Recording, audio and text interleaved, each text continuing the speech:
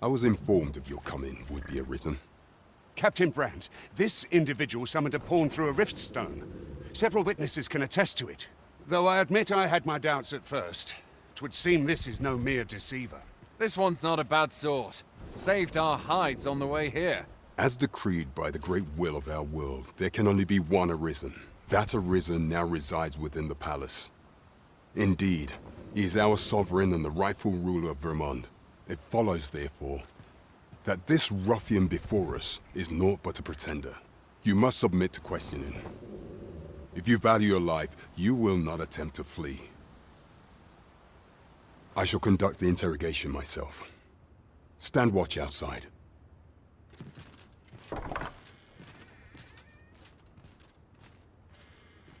I beg your forgiveness for my insolence, Your Majesty. If the Queen Regent had learned of your existence, I fear your life would have been in peril.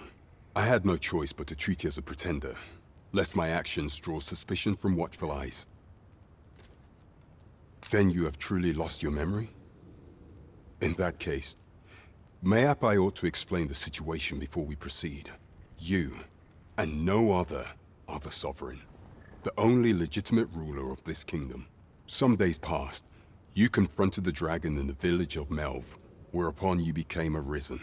The people rejoiced, for our true liege had finally appeared, ending Vermont's long years of council rule.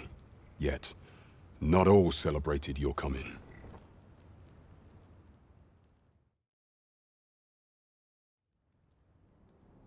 Your arrival would have robbed the Queen Regent Disa of everything. During the time of the previous council, she acted as a queen in her own right, ruling the palace as she saw fit.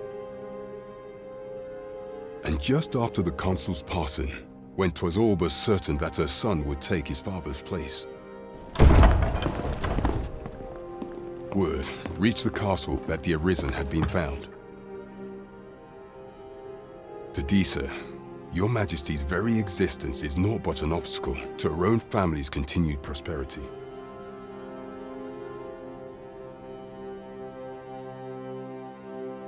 The assassination of the Arisen is an impossible feat for mortal hands. Thus, Disa chose to abduct your Majesty while you recovered from your wounds, in order to rob you of your memory with a fell curse and sell you to Batal as a slave. Following that, she prepared a replacement to serve as the Sovereign in your stead. A mere puppet. However, with your Majesty returned, I have no intention of twiddling my thumbs as Disa plays her games. I shall devise some plans to further our cause. Pray, visit me a night in a tavern that we might discuss them.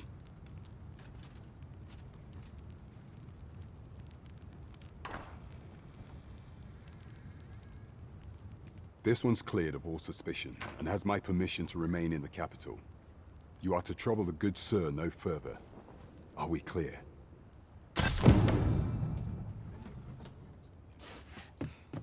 Your Majesty, your timing is impeccable. I just thought to call for you. 'Tis not a matter for prying ears. Pray, let us speak out here.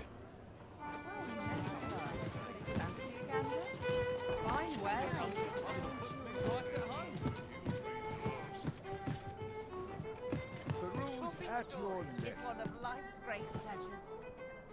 As I informed you when last we spoke, the palace is filled with the Queen Regent's sycophants. Should Disa denounce your Majesty as a false Arisen, few would elect to doubt her. Yet if we are to prove your identity, I believe there is no occasion more suitable than the coronation. It was delayed so that the Sovereign, that is, the false Arisen, could convalesce in the palace, but the date has now been set. The central players in the court ought all be in attendance. It would be a fine opportunity to display your Majesty's power.